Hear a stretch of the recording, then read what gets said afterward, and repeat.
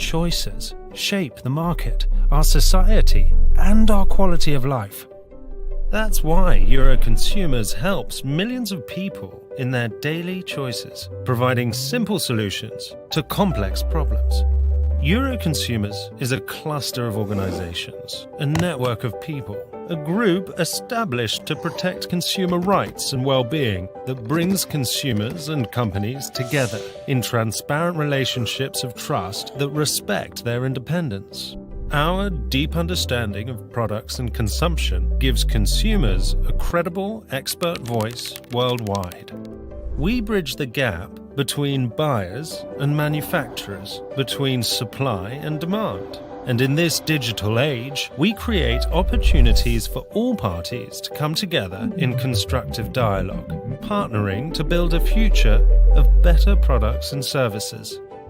Euroconsumers has the power of a global group that believes humanity can develop, grow, and change for the better, and that we can promote this by uniting millions of consumers in strength and speaking responsibly for them while simultaneously engaging in relationships of trust with responsible, sustainable companies.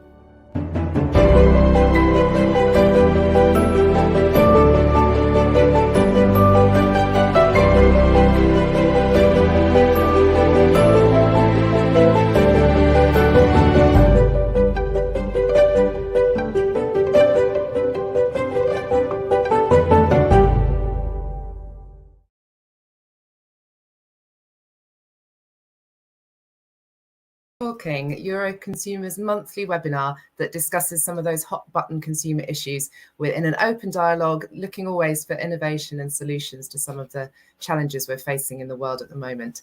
My name's Liz Cole, and I'm delighted to be moderating today's discussion on safety in the metaverse. In a decade, our web experience could look very different.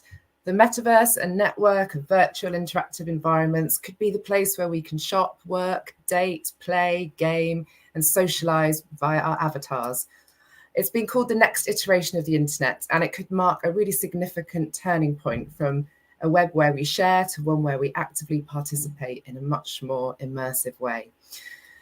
So the buzz around the metaverse grew with Facebook's name change to Meta in October 21, and this announcement that they were going to invest huge amounts of money in building a virtual reality-based metaverse where people could network and interact. But given this rather loose description of the metaverse and what it actually is, there has actually been elements of it at play and developing steadily and quite creatively in areas like gaming for some time now. And so while people will understandably associate it with Meta, there is much more to it than that, which we're going to find out about today. But pretty soon after the announcement, there also came lots of research and reports into some of the real life harms and risks that there are in the metaverse when you enter into these nascent virtual worlds. So to give you just one example, the Centre for Countering Digital Hate reported that there was an incident of abuse and harassment every 7 minutes when their researcher took part in a metaverse virtual reality chat app. So against this backdrop, we've brought together for you some of the smartest metaverse minds to discuss how we can keep these immersive new spaces safe and fair for all consumers.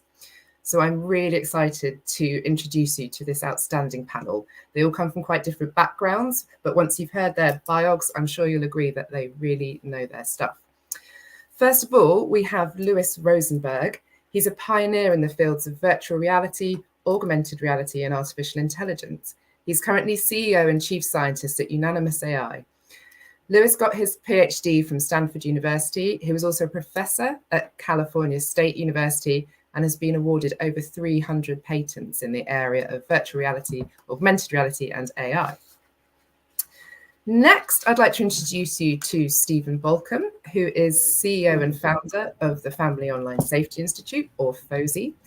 FOSI was founded back in 2007. It's an international non-profit organization based in Washington, but with strong links to Europe. And its mission is to make the online world safer for children and their family. Before founding FOSI, Stephen was founder of the Internet Content Rating Association, which brought in labeling content systems for the web. And while he was there, he also served on the US Child Online Protection Commission. Our third guest today is Laura Higgins, who is Director of Safety and Civility at Roblox. Laura has over 20 years' experience of building safeguarding, online safety and civility programs.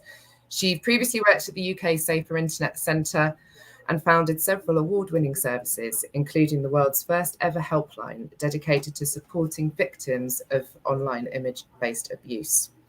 Laura's also worked with some of the biggest names in technology, including sitting on boards at Twitter and Snapchat advisory boards.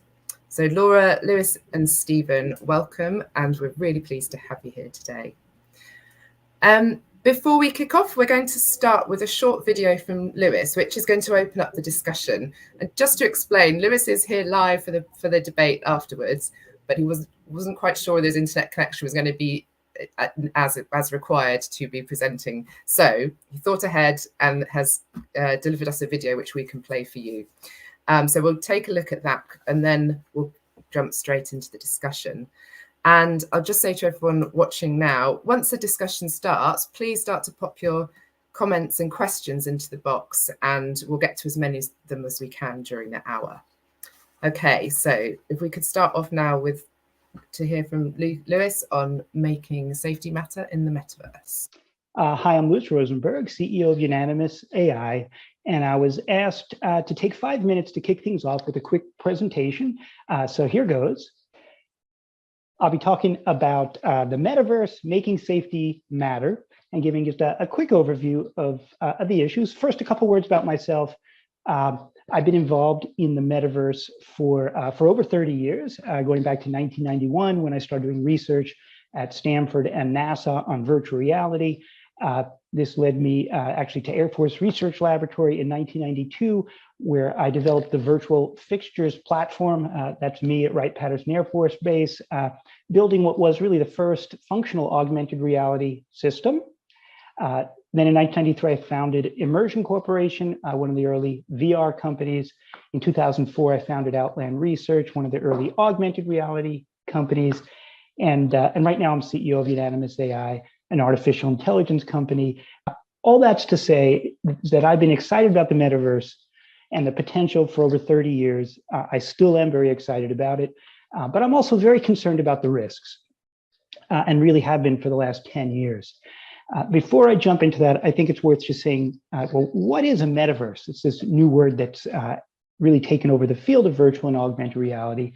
I like to define metaverse as really a societal transformation from flat media viewed in the third person to immersive media experienced in the first person. In other words, it's a transition where users go from observers on the outside to participants on the inside. It can be fully virtual world where the people are avatars interacting, that's a virtual metaverse, or it can be layers of virtual content overlaid on the real world. That would be an augmented metaverse. And so with that said, well, what are the metaverse risks? It's not the technology that we should fear, it's the extreme power that metaverse platforms will have over consumers by virtue of controlling these platforms. In the metaverse, the platforms will be able to monitor and manipulate all aspects of our lives at a level that no other technology has so far yet enabled. And so let's just look at those in more detail. Monitoring users, we're all very aware that social media companies monitor and profile users, tracking where you click, what you buy, who your friends are. In the metaverse, this will go much, much further. Metaverse platforms will be able to track where you go in the metaverse, whether it's a fully virtual world or in the real world, continuously tracking you, what you do, track where you look, track how long your gaze lingers. You could be walking down the street in the real world with augmented reality headset or glasses, and you look in the store window, and the platform will know where you look, know where you don't look. They'll track your gait. They'll know when you slow down, know when you speed up. They'll even track your posture to infer your emotion and interest levels as you interact through your day. Metaverse platforms will also monitor your facial expressions, monitor your vocal inflections, and use those to infer your emotions throughout the day. They'll even monitor your vital signs.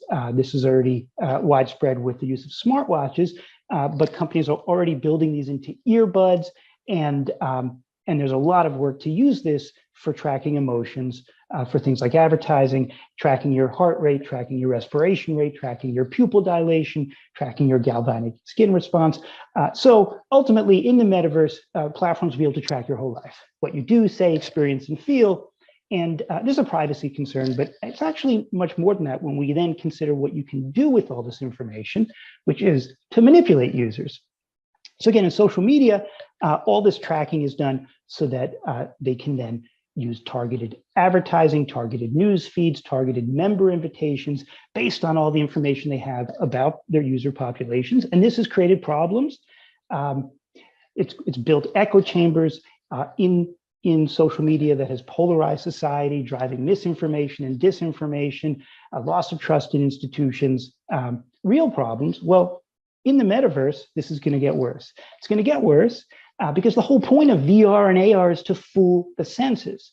And so in the metaverse, targeting, in other words, advertising and propaganda, will not be pop-up ads and promo videos.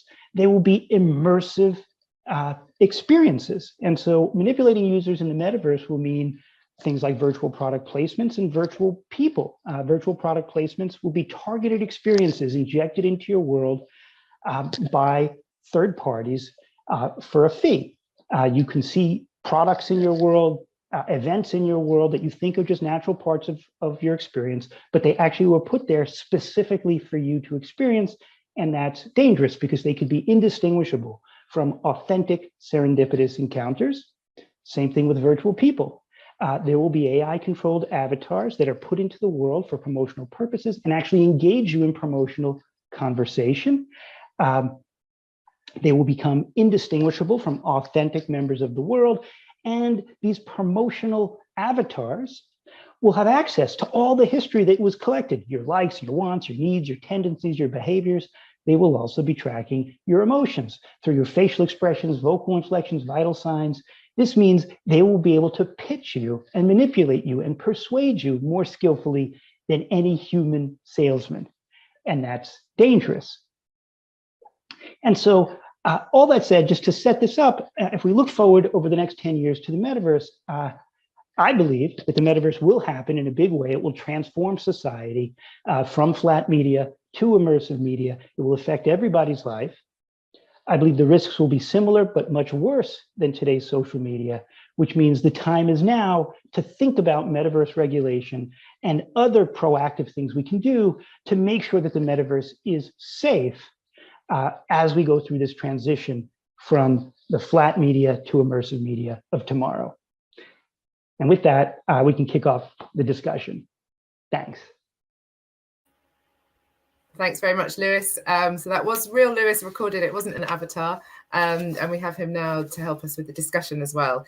I'm going to turn first to Laura, because one thing that strikes me is if we want to think about what good looks like and what a safe and creative metaverse looks like, and we want to build that, it's good to think very much about what's exciting about this future metaverse and what it could be like. So let's balance out some of those challenges and worries with what's the best that you think the metaverse can do. The first thing I'd like to do is just pick up on Lewis's presentation. That was fantastic and terrifying, I think, for most of us, being really truthful. One of the things I think is quite interesting, so Roblox, whilst I think many people kind of now have heard of us being talked about in terms of the metaverse, we are a user-generated platform. And where you started this conversation, it is a space where people can come together to create experiences, to play together, to shop, to learn, to work, to go to entertainment and concerts and film premieres and all of these different experiences. So in that essence, we are metaverse, but there's no AR and there's no VR. It is, however, that 3D immersive feeling. It still feels very realistic. So I think that's one of the things that might be quite interesting to discuss, very much because of the meta conversation. It has really, really veered towards it being a VR experience. And actually, I think the metaverse that we're seeing is not quite that. And also the metaverse that's going to be the one that most people use. Not everybody is going to be walking around with special glasses on or headsets on. So I think it's helpful for us to actually broaden our scope when we're talking about what metaverse is. But the big thing that came out with listening to everything that Lewis was saying is responsibility. So this is the responsibility of platforms first and foremost in terms of anticipating some of these issues, how we manage them, how we mitigate them, and ensure that we are not the people who are allowing that on our platforms, or we're indeed doing that on our platforms. And then there's things like policy and the regulatory things that we need to be considering as well. But there is a huge weight of responsibility on everyone to ensure that there's enough education and that people have the skills and knowledge to be able to navigate this safely, as well as us putting things in place. So that's, I think, really my reflections in the beginning. In terms of the positive things and what we've seen particularly on Roblox, we've just coming through, touch wood, a pandemic, which meant that people couldn't go to work, they couldn't go to school, they couldn't visit their families.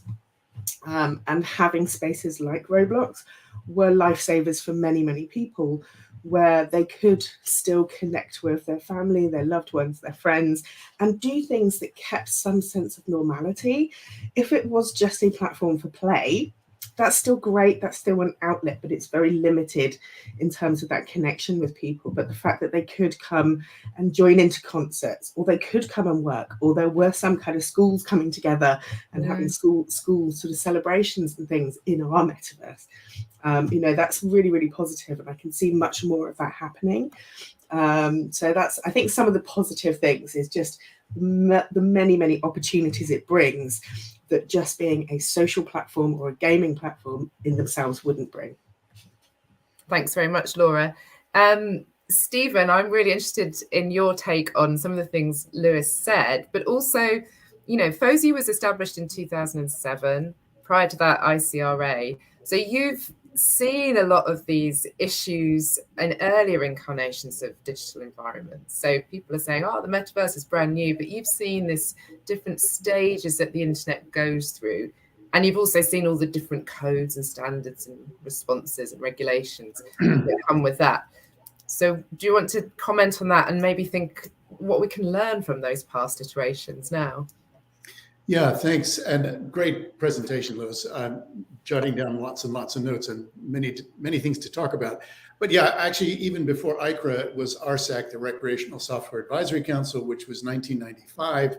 And this was our first ever content labeling system for what was then called the World Wide Web.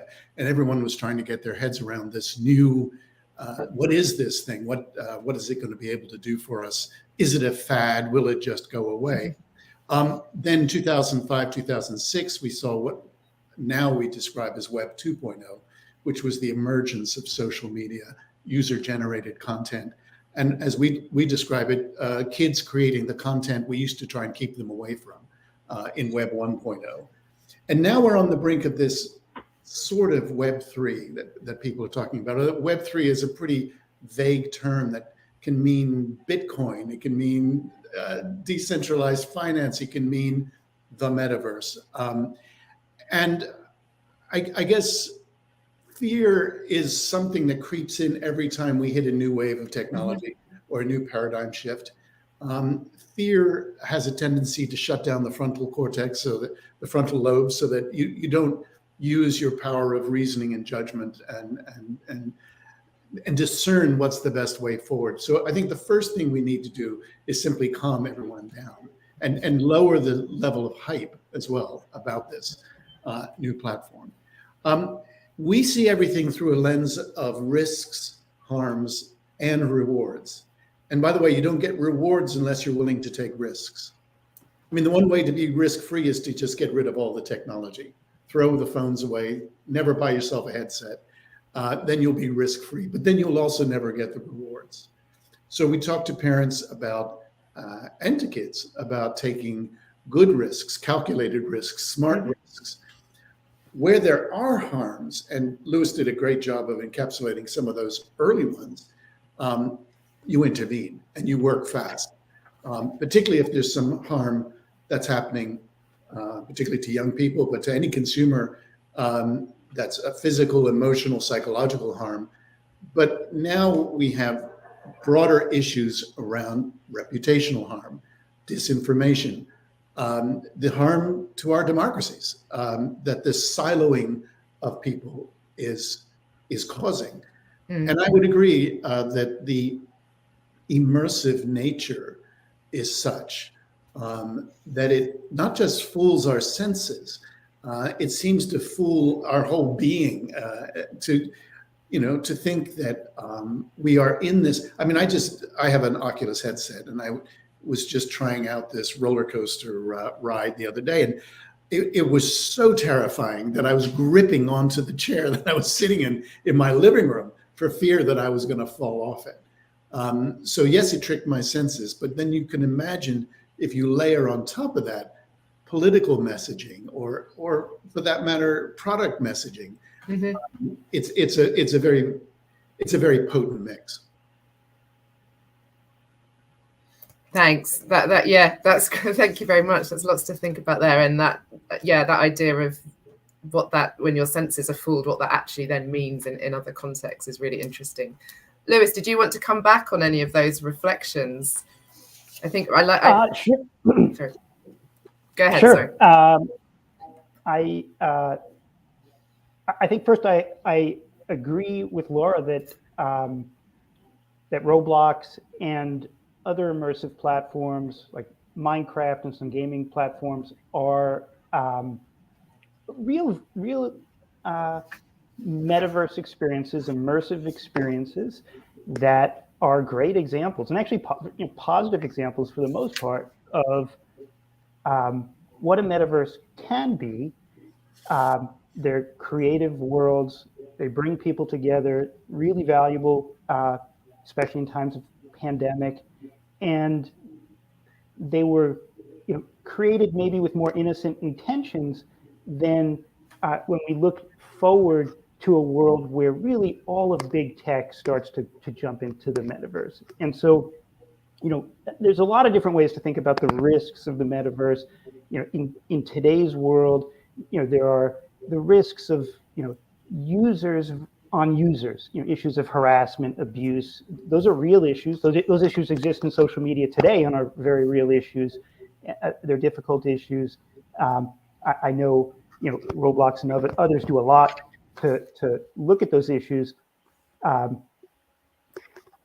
My personal focus is thinking more about when the metaverse becomes a significant platform for society, where the metaverse itself starts to become the public sphere, like social media has done. And once the metaverse starts to become the public sphere, now you have these different societal level issues that go to some of the things that Stephen mentioned, which is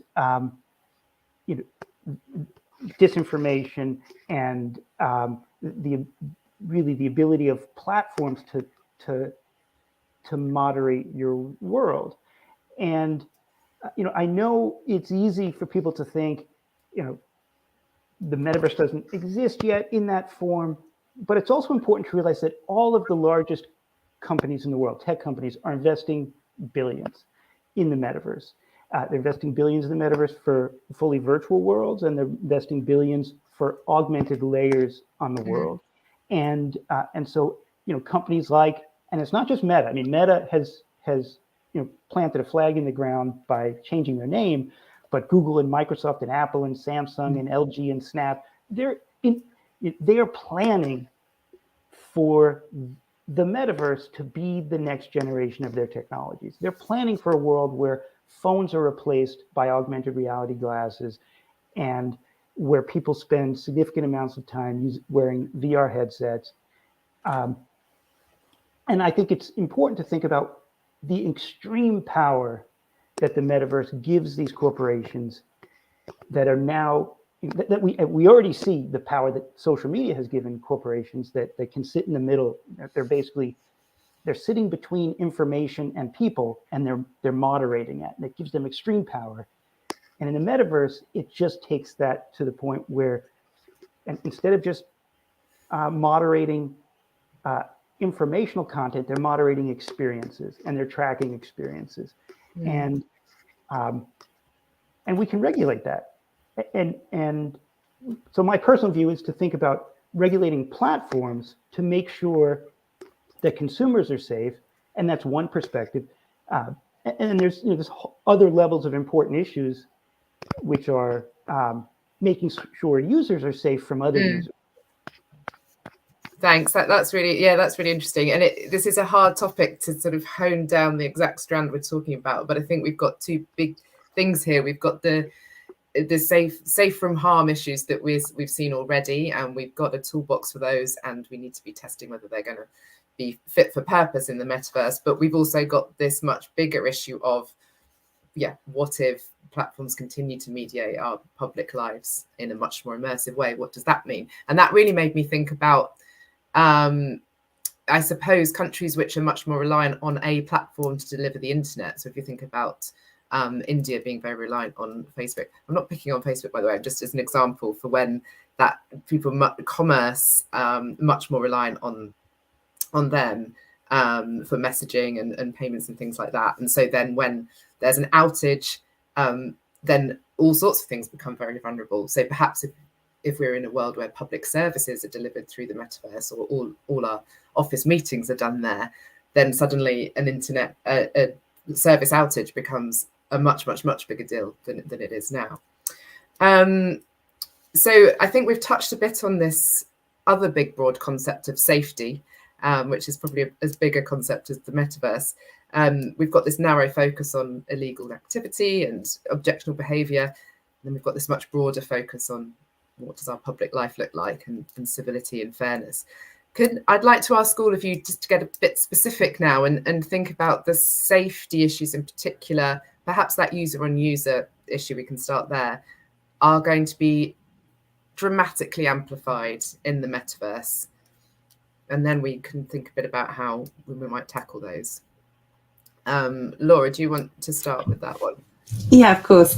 And actually, Lewis, I really agree with you in terms of how Roblox was thinking about metaverse, and our founder Dave's been working on this concept for years and years, but he describes what we have as a human co-experience.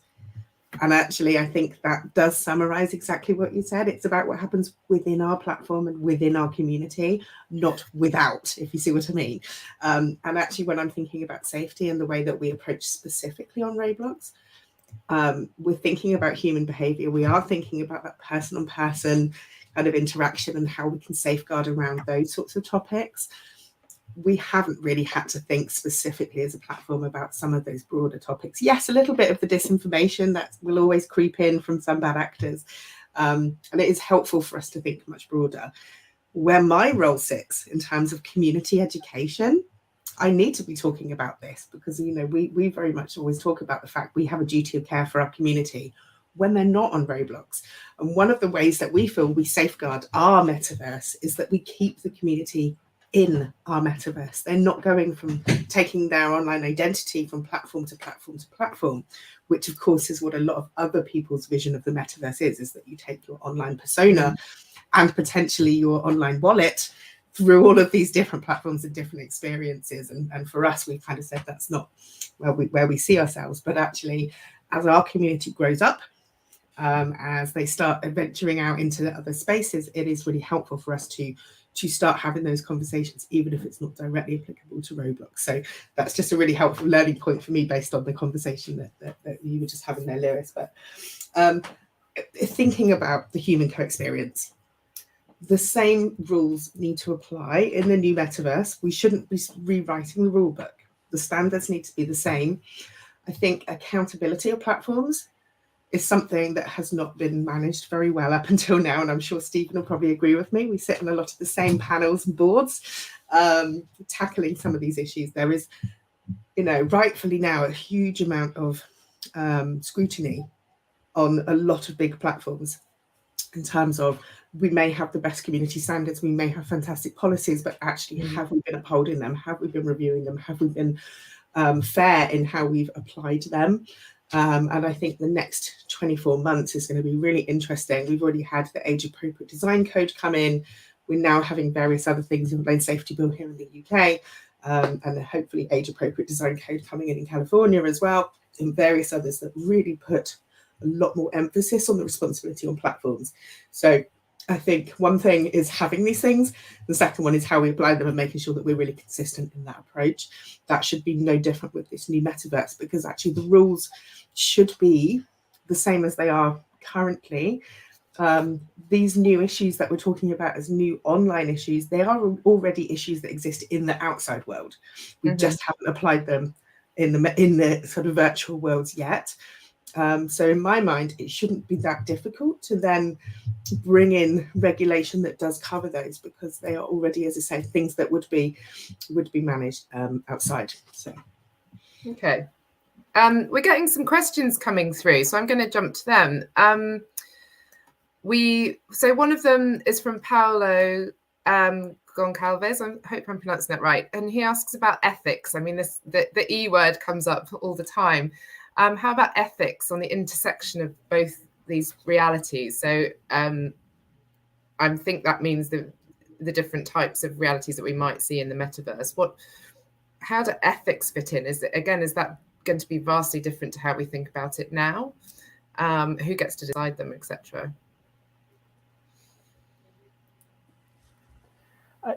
I think that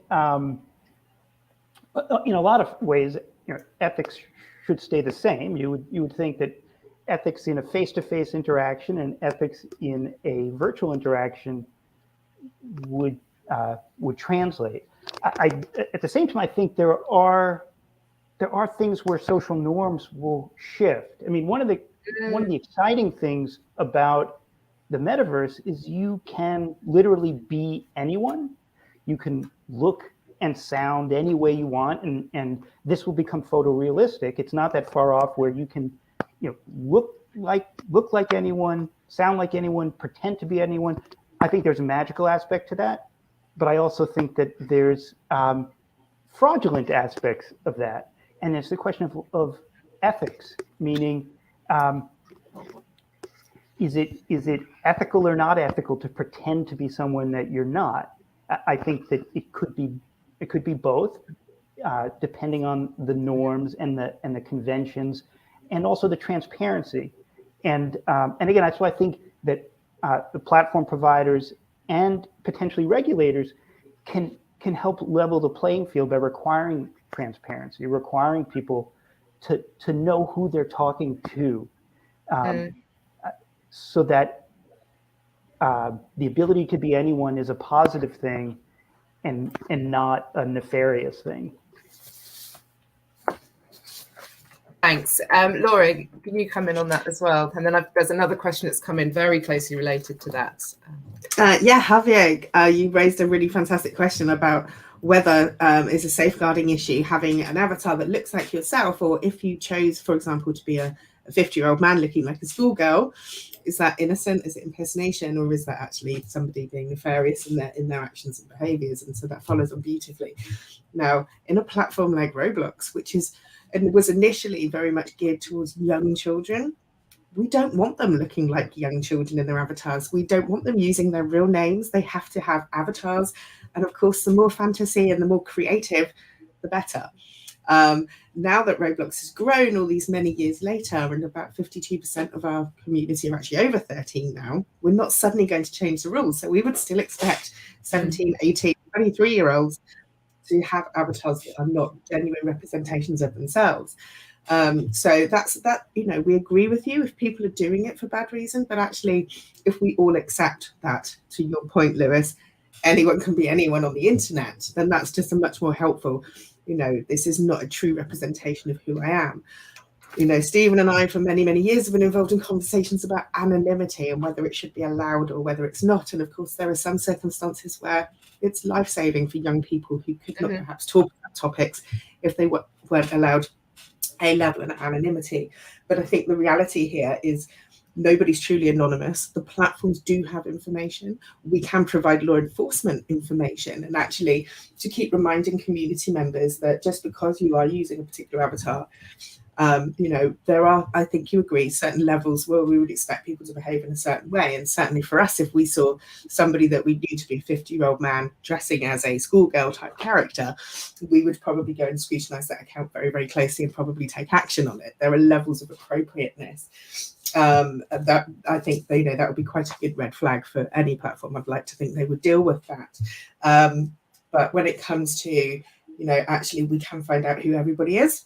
Reminding people that is really, really helpful in terms of changing some behaviors or attempted behaviors by people as well. Hmm. Can I jump Do you in? think- Sure. Oh, sorry. Go ahead. No, sure, go for it. Sorry. No, I totally agree with you, Laura. I also believe that there is situational anonymity, and having spent some time on Meta's Horizon platform, and people are dressed and even Meta's CTO dressed up as a crab, I believe, doing that promotional thing when Zuckerberg was changing the name. It takes anonymity to another level and puts it on steroids in a way. And this goes back to the ethics question. If you are a fictional character in a metaverse with a different name, different look, different feel, in a way, it releases you from the bounds of normal ethical behavior when you're face to face with someone, either on a flat screen like we are, or even more so in the same room. So that, and I see that behavior every time I go in there, which is oftentimes pretty outrageous or violent or offensive or comical in some ways. So I think we need more kids to grow up to be philosophers, and we need to get them onto the metaverse as fast as possible. Forget computer science. We need folks who know the difference between right and wrong, and imbue these new spaces with a sense of good behavior. I know that, that sounds trite, but I'm seeing a lot of bad behavior at the moment. I think that's really interesting. You're talking about the kind of skills that we need, because when you read around the metaverse, there's these ideas that, it feels different and it has a psychological impact. But do we actually know what that's going to look like, and what the evidence is for, and what that will be if that's experienced by huge amounts of people a lot of the time? And at what point do we get to when we realize that if that has a very negative impact? Is anyone going to pause, stop, pull the plug?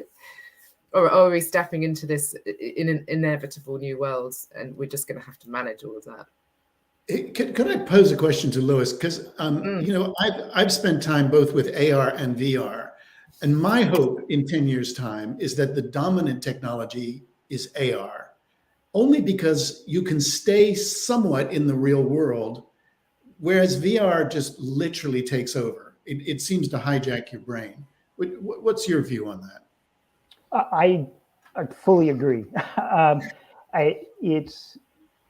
My view is that people don't like wearing things on their faces. That's a reality, and immersive environments like Roblox that are not in headsets will still, even as VR headsets become popular, will still exist, and because wearing things on your faces for extended periods of time is difficult. And I experienced this 30 years ago, and back then the thought was, well, if the hardware gets lighter and smaller, it will become less objectionable. And after about 5 years, I realized that wasn't the problem. The problem wasn't the cumbersomeness of the equipment. It was being cut off from your world. You want to see your surroundings. It's uncomfortable. It's uncomfortable as a human to have your surroundings cut off. Augmented reality solves that. Augmented reality says, okay, I can give you the magic of VR, but splash it all over the real world, give you all of these capabilities, but not cut you off. And so my personal view is that fully virtual worlds will become increasingly popular. They'll be popular for socializing, popular for entertainment, popular for short duration activities. But the real metaverse that transforms society from the moment you wake up to the moment you go to sleep will be augmented reality. And I think augmented reality really, I think of virtual reality as the evolution of online social platforms, and augmented reality is the evolution of the mobile phone.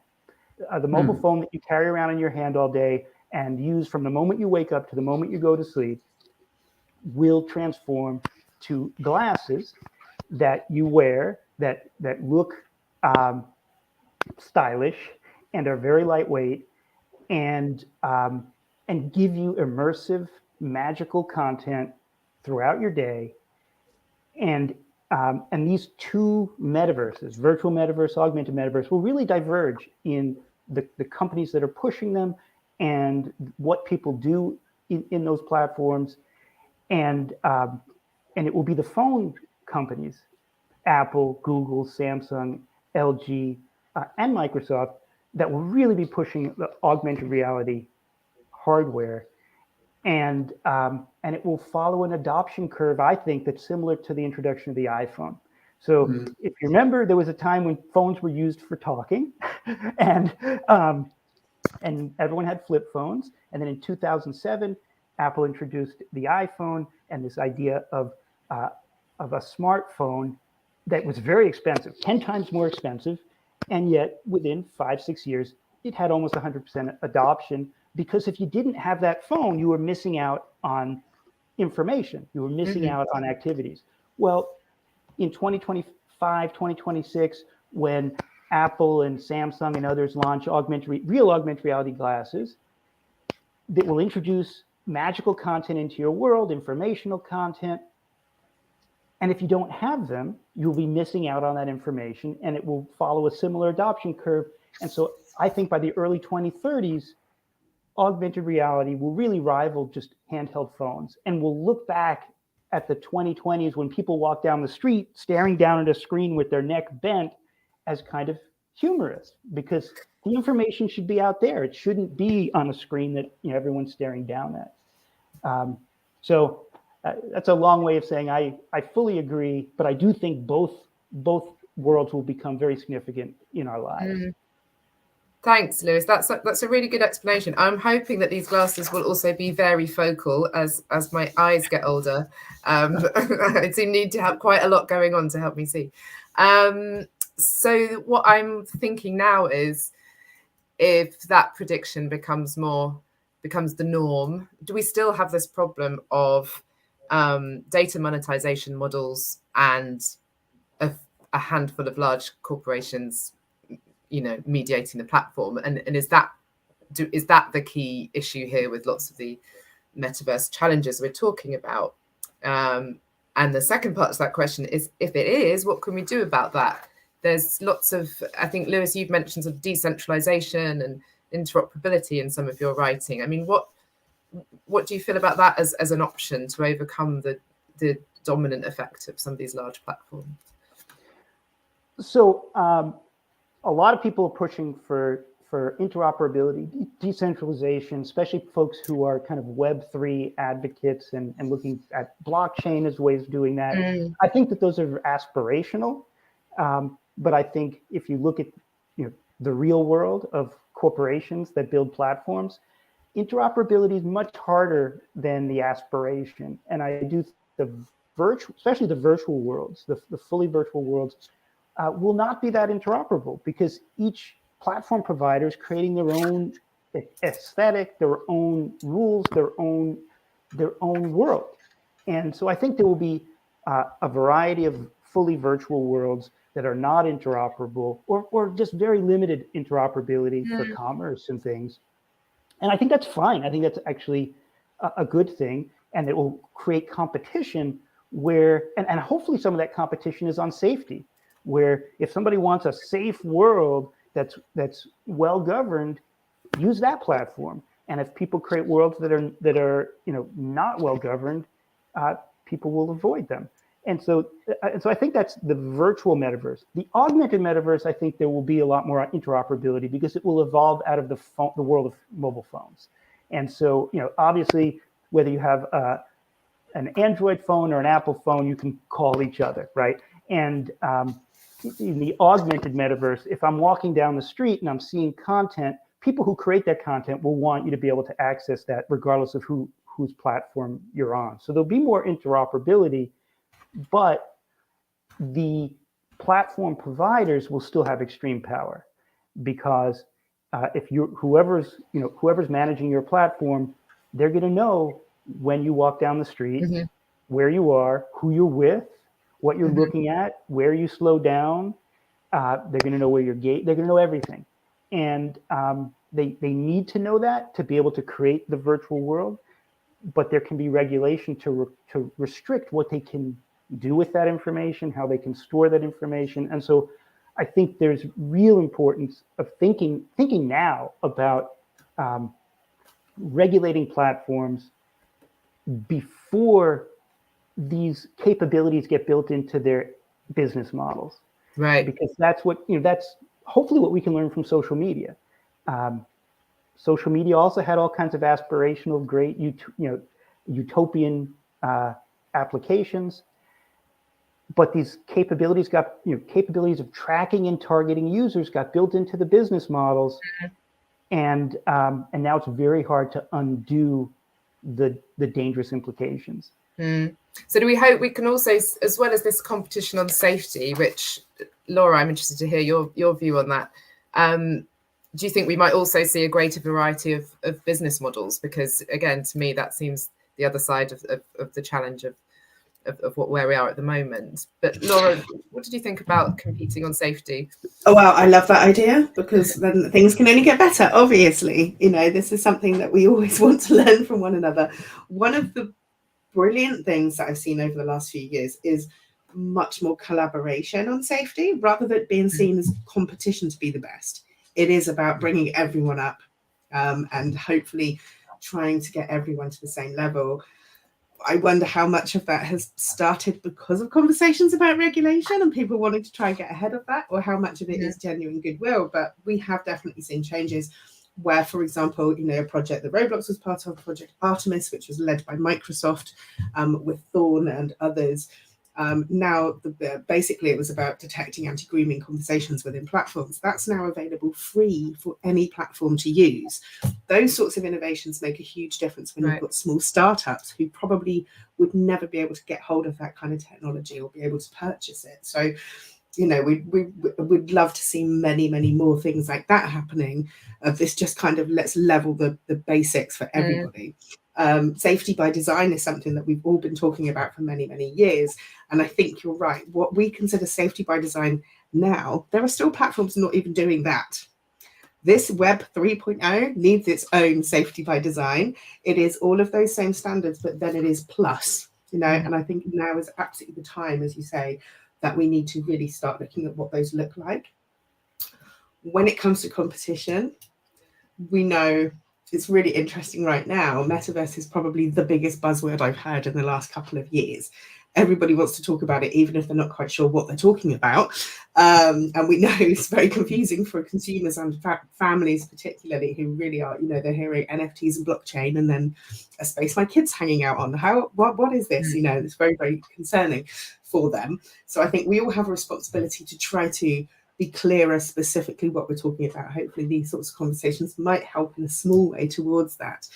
But yeah, I was asked recently, do you think that companies are going to struggle if they don't jump into the metaverse? And I was like, the metaverse isn't a thing that's just for like selling or whatever, it's a current buzzword. Yes, it is something that's going to be reality, but it's not for everybody. It doesn't mean that every brand has to have a representation in the metaverse and that every company has to have their own metaverse. So I think actually there's going to hopefully be a moment of slowing down. When it comes to the competition thing, it is still going to be those big players. They've already been working on this for years, as we know. Some of them have jumped ahead, perhaps without really looking at the long-term plans and what that looks like for them. Some of them, this has been part of their sort of profile for years, and they just maybe didn't have the words for it. I think we're going to see a lot of those same players. Yeah, I'm going to look at some of these questions, which are sort of reflecting some of those things you're saying as well. So I think one of the ideas is from Nina Jane Patel, that she had two really interesting points to make. And I think one was about understanding this of future generations. So this is, if we think about it a bit like climate change, this isn't just about us now and what we're doing. It's about what's happening for the next generation, the generation after that, and what world we're building for them. And her question was, what are platforms doing to support a much healthier relationship with technology, and a particular technology that has this power for embodiment and immersion? So, I mean, as none of you are are really representing those big platforms, maybe you could say, what should they be doing? What would you like to see them doing? I'll jump in. What are platforms doing to support healthy relationships? Well, not enough is an easy, straightforward answer. I mean, if I go back to the Web 2 era that we were talking about, there were really only two imperatives: growth and engagement. And the CEO and the CTO and the CMO, it was numbers of users and how long could we keep their eyeballs on our platform. That was really it. And then this small trust and safety team over here was left to take out the trash. But the problem is the trash just grew and grew till it pretty much overwhelmed many of the platforms. And I think what's happening at the moment with the age-appropriate design code, the safety by design imperatives, the online safety bill that just came out of the UK, better internet for kids that's come out of the EU, even the Kids Online Safety Act here in the US, folks are finally saying, time out, guys. You have to have a chief online safety officer in the C-suite to build your platforms and to build your business models from the beginning, not think about it and try to retrofit it to, as it were, stay out of trouble. So again, the simple answer is they're not doing enough. I am seeing some good examples from some of the companies. I'm seeing a greater employment of child psychologists and behaviorists and so on, who are informing this notion, not just of safety, but well-being when online. How is this helping you to become a better, more wholesome individual and a better, not just consumer, but citizen of your nation, of your world? How is this enhancing your education as a child or as your prospects as a young adult? So I love this sense, and it's really only emerged in the last few years of shifting from not just away from growth and engagement and not just safety, but actual well-being on these platforms. Thanks, Stephen. Let's hope that is the case. I'm looking back at some of the questions now. There's a really interesting one that's come in from Marco Pirani, who is at Euroconsumers, and so very much in the consumer movement.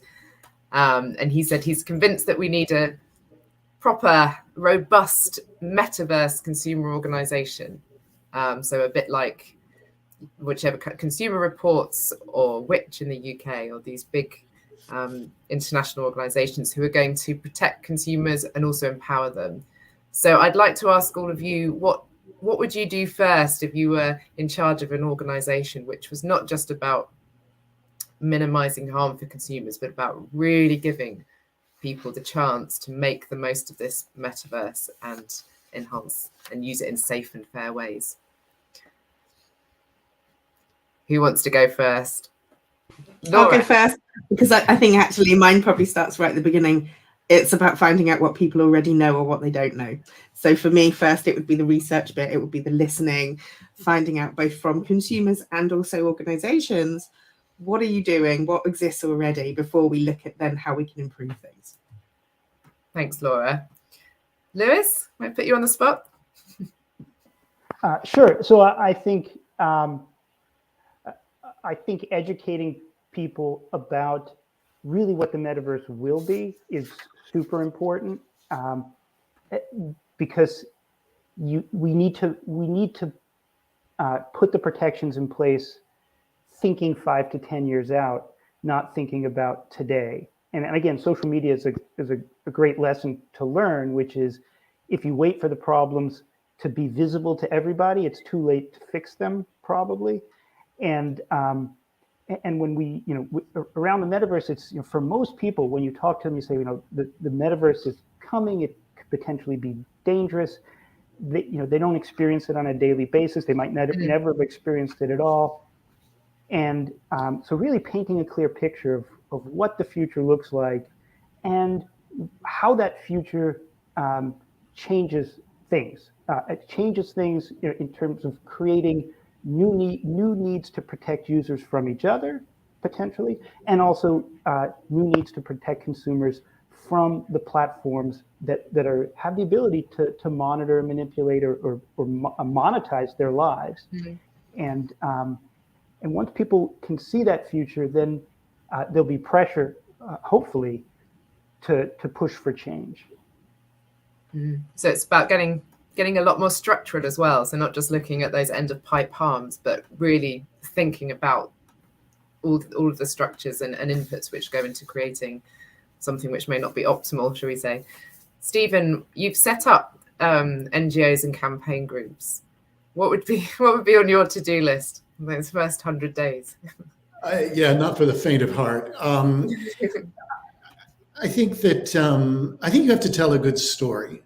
And I think Right. Lewis's point just now was really well taken. I think that there has to be some splaining going on as to what this is, and to put it in very clear, easy to understand language that then you build on. You have to tell a story of both the extraordinary dangers and pitfalls that lie in wait if we don't act, but also the wonderful opportunities that are there for the taking. But we've got to address these concerns, because if we don't, we're not going to get to the possibilities. And then you've just got to do the classic salesman's job of selling the idea to potential members, users, politicians, the media, and be prepared to talk about it 24/7 until you're tired of hearing your own voice. But yeah, that would be my 2 cents there for you. Thanks very much. That's great. It wouldn't be an enviable task, I'm sure. I'm just going to check back if there's any more comments. I don't think there are.